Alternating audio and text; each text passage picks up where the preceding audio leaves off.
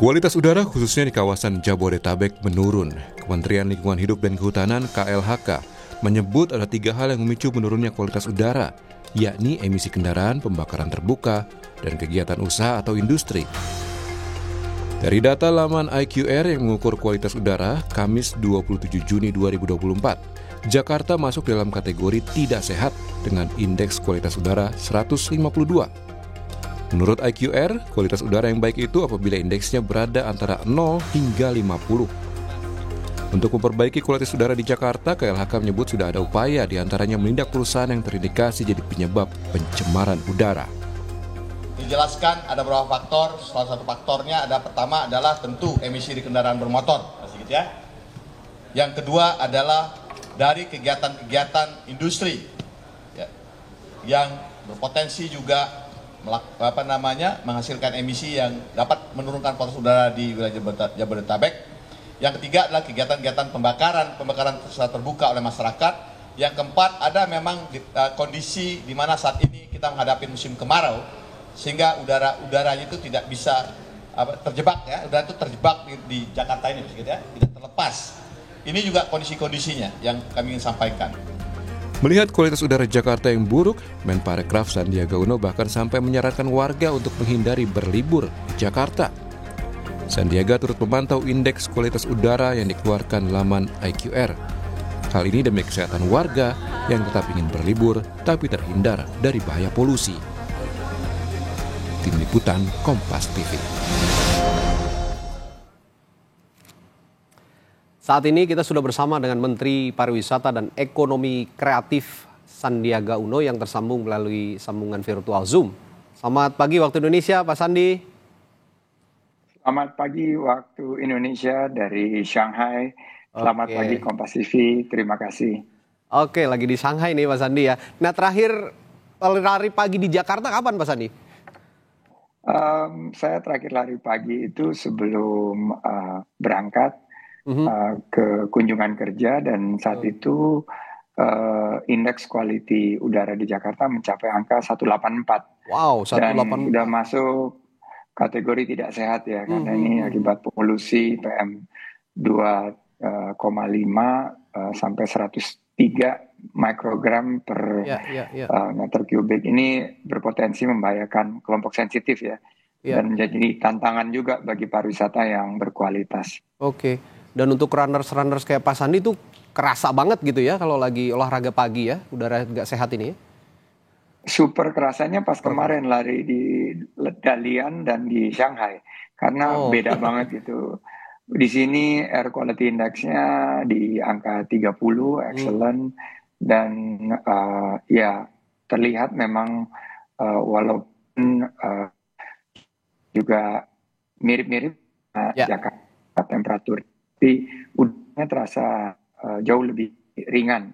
Dan ini mungkin kita akan juga sebetulnya kalau jauh-jauh di Bogor, di Bandung, air indeksnya lebih baik. Masih lebih bagus gitu. Banten lebih baik. Dan ini mungkin menjadi suatu alternatif bagi runners yang ingin di masa ini healing, tapi tidak ingin choking, ya kita bisa memilih beberapa venue lagi di sekitar Jakarta.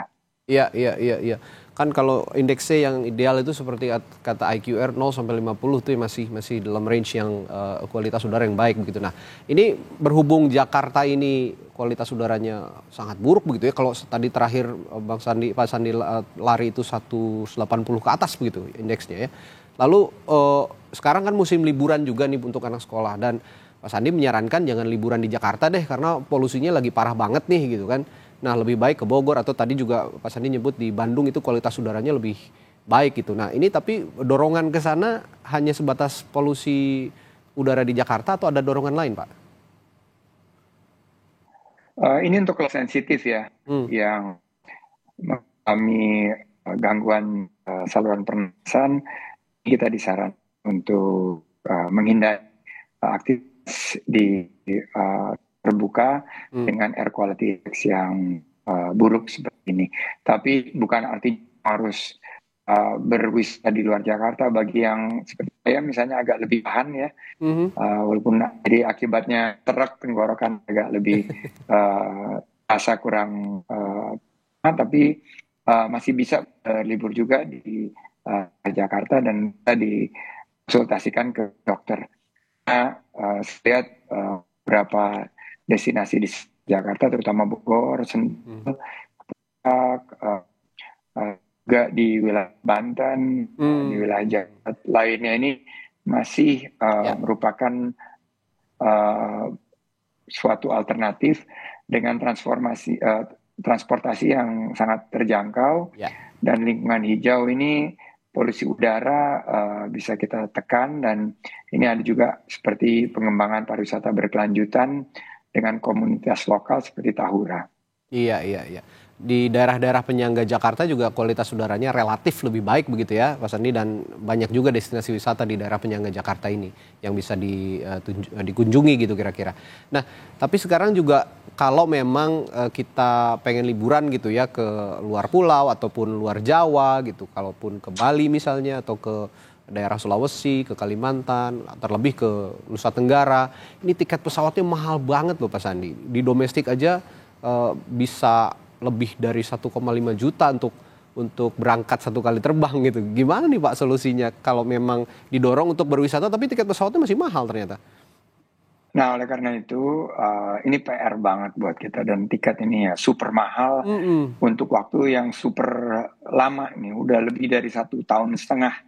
Dan ini juga dirasakan seluruh lapisan masyarakat yang banyak mengeluh ke kami, dan kami koordinasikan dengan kementerian yang membidangi untuk tiket pesawat ini ya, tentunya Kementerian Perhubungan. Tapi saya menyampaikan bahwa healing itu juga kita bisa lakukan refreshing tanpa bikin kantong kering, apalagi kepala pening. Nah, ini bisa alternatifnya menggunakan transportasi seperti kereta api, bus, atau transportasi darat lainnya. Karena 60% juga sudah menggunakan transportasi darat. Ini yang data kami terima. 10% itu transportasi laut dan 10% transportasi udara. Pilih destinasinya sekitar kita saja. Mungkin bisa dijangkau dengan kendaraan sampai ke Jawa Tengah. Sampai juga Banten itu Lesung.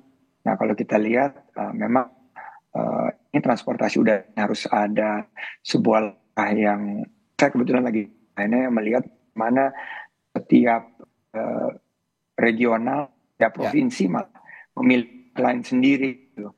Dan mereka menambah jumlah penerbangan dan ketersediaan kursi ini berlomba-lomba.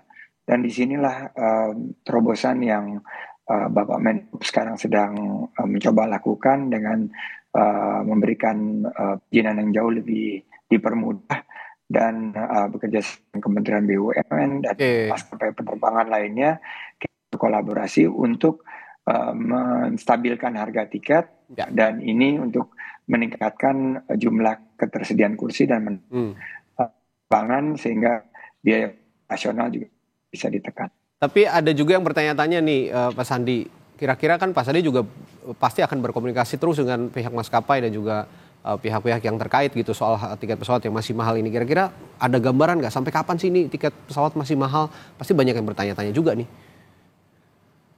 Ya, ini kita tadinya harapkan di paruh kedua ini udah semakin melanda ya. Tapi ternyata dengan permintaan yang semakin meningkat ini, justru yang ke Indonesia bagian timur yang kita keluhan masyarakatnya sangat terbatas ini, kelihatannya harus waktu yang lebih panjang lagi, harus langkah yang out of the box dari kami di pemerintahan maupun juga di usaha oleh private sector, dan kami lagi mencoba merancang paket wisata yang inklusif yang mungkin tiketnya agak lebih mahal tapi akomodasi bisa lebih ditekan dan voucher destinasi wisata yang melibatkan beberapa UMKM yang tidak memberikan kantong dan ongkos bagi para wisatawan ke destinasi domestik. Oke.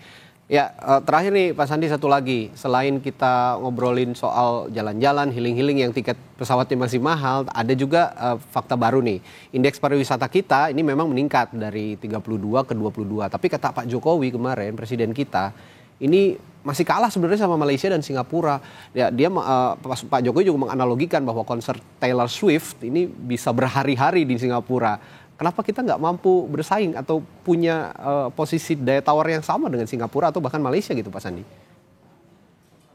Pak Presiden betul sekali dan mengingatkan kita, walaupun kita indeksnya secara keseluruhan sudah semakin jauh meninggalkan negara-negara tetangga kita, tapi faktanya bahwa konser ini masih sulit diadakan di Indonesia. Oleh karena itu terobosannya adalah mendigitalisasi layanan perizinan event-event internasional, event-event nasional dengan target waktu H-14 untuk event nasional dan H-1 untuk nasional.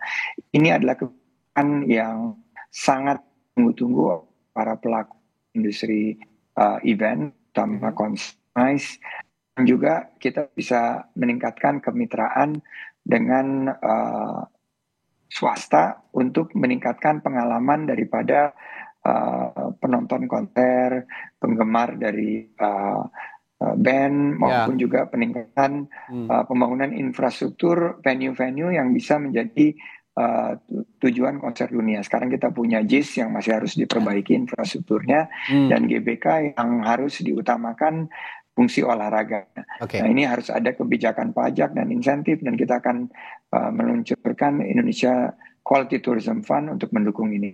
Intinya Pak Presiden menginginkan bahwa ke depan kalau ada konser besar harus juga mampir ke Indonesia. Jangan sampai mereka tidak mampir ke Indonesia karena perizinannya yang ribet dan mahal dan pokoknya terlalu birokratis. Oke, tadi jadi solusinya digitalisasi perizinan ya, supaya tadi yang kata Pak Jokowi juga perizinan di kita ruwet, makanya band-band ataupun musisi-musisi taraf dunia ini agak sulit gitu untuk berhari-hari berada di tanah air gitu kira-kira ya Pak Sandi ya. Betul. Ini yang akan kita dan kebetulan Nomars ini akan mencoba pertama event yang besar ini kita akan coba 2 hari, alhamdulillah dapat kesempatan kali ini nggak cuma 1 hari, terus nanti ke depannya kita akan lebih tingkatkan buat para konser goer, buat para penggemar konser dunia. Tunggulah tanggal mainnya, Indonesia akan ada di kancah dunia untuk menjadi penyelenggara konser-konser berkualitas. Oke Pak Sandi, terima kasih banyak nih perbincangannya pagi hari. Semoga kita bakal punya konser-konser yang banyak lagi hari-harinya, lalu juga tiket pesawat untuk healing-healing, jalan-jalan bisa murah lagi, dan kualitas udara di Jakarta juga terus membaik tiap harinya. Terima kasih Men Parekraf Sandiaga Uno telah berbagi perspektifnya pagi hari ini. Saya selalu